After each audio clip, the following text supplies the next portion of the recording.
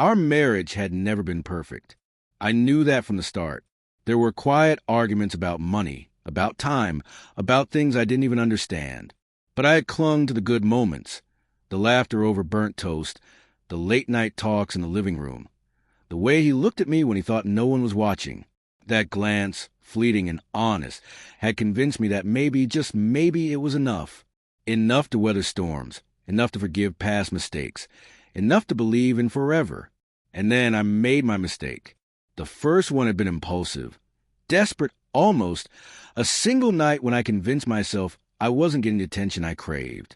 It was brief, meaningless to anyone else, but monumental to me. It left a scar I tried to hide, both from him and from myself. I told myself it wouldn't happen again. I told myself that I could fix it, that I could be the wife he deserved. I was wrong. The second time, it wasn't an accident. It was a decision made out of loneliness and resentment, the kind that grows quietly in the spaces where love used to live. I told myself I was seeking connection, validation, a way to feel alive again. I convinced myself that I was reclaiming something lost, something that had slipped through the cracks in our marriage. I convinced myself that he would never find out. But the universe has a cruel sense of humor, and karma has a way of showing up exactly when you least expect it. It was a Tuesday morning when it started to unravel. I had woken early, as usual, to the soft hum of our neighborhood coming to life outside our bedroom window. Coffee in hand, I checked my phone, my guilty little ritual, and saw notifications that made my stomach drop. Messages I shouldn't have seen, words I shouldn't have read. They're in bold digital clarity, were conversations I had no business discovering. My husband chatting casually with his exes. Not once, not twice, but ongoing threads that span weeks, maybe months.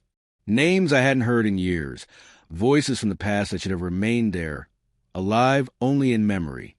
And yet, he was there, laughing, teasing, sharing parts of himself that once belonged to me.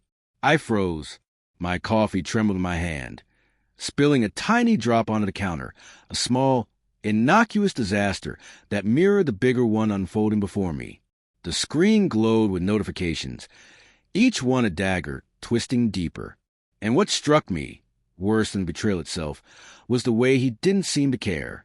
Not a flinch, not a hesitation, not a flicker of guilt or shame.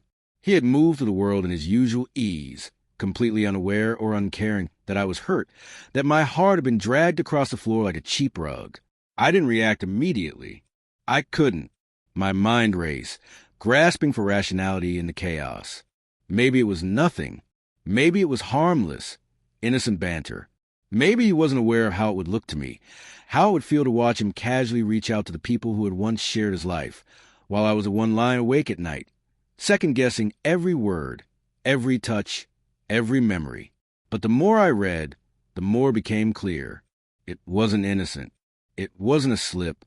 It was a pattern, a deliberate disregard, a silent dismissal of the woman sitting beside him, the one whose mistakes he had already endured once before. I remember sitting on the edge of our bed, gripping my phone like it was both the evidence and the weapon, my body tense, every muscle screaming with disbelief and hurt. I could feel the anger bubbling beneath the surface, a heat that was foreign in its intensity, mingling with the shame I felt for my own betrayal. The contrast was unbearable. Him, so calm, so indifferent, me, unraveling from the inside out. And in that moment, I understood something profound. The pain wasn't just about his actions. It was about the refusal to acknowledge it, the refusal to validate my hurt. Betrayal can be survived when it is recognized, but when it is ignored, it becomes poison. The morning passed in a blur of silent fury. Every mundane task, the pouring of cereal, the brushing of teeth, the straightening of our shared space, felt heavy with meaning, each movement a rehearsal for the confrontation I knew I couldn't avoid forever. And yet, I didn't confront him. Not yet. I watched, I observed, I calculated my own emotional trajectory. There's a peculiar kind of clarity that comes from being both the victim and the observer, a bird's-eye perspective that allows you to see the full extent of betrayal without being consumed entirely by it. By the afternoon, I realized that my anger was no longer a chaotic storm. It was a tool. It was shaping me, guiding my next steps. I began to replay every interaction from the past months, every subtle sign I had ignored, every smile that now seemed misplaced. I thought of the second affair, the secret I had carried like a stone in my chest, and suddenly the scales fell from my eyes. He didn't care, because he never truly had to. My mistakes had already primed him for indifference, had softened the ground for his emotional detachment, and perhaps, somewhere deep within, I understood that his heart, like mine, had been reshaped by the fractures we had created together. By evening, I was exhausted but resolute. I didn't need an explosive scene, a shouting match, a confrontation that would leave nothing but ashes in its wake. I had learned that some battles are won not through words, but through presence or absence. I chose to exist fully in the truth of my pain, to acknowledge it without apology or rationalization. I was no longer the wife who had hidden, who had lied, who had begged for attention and validation. I was something different now, aware, wary, and unafraid. And yet, even in my resolve, a part of me grieved.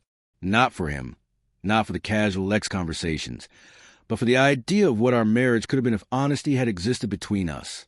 I mourned the trust that could not be restored, the intimacy that had been eroded not by a single act, but by the accumulation of disregard, indifference, and unspoken resentments. The grief was quiet, almost invisible, yet it pulsed in every corner of my being, a steady reminder that even when we survive betrayal, we carry it with us, a shadow stitched into the fabric of our lives.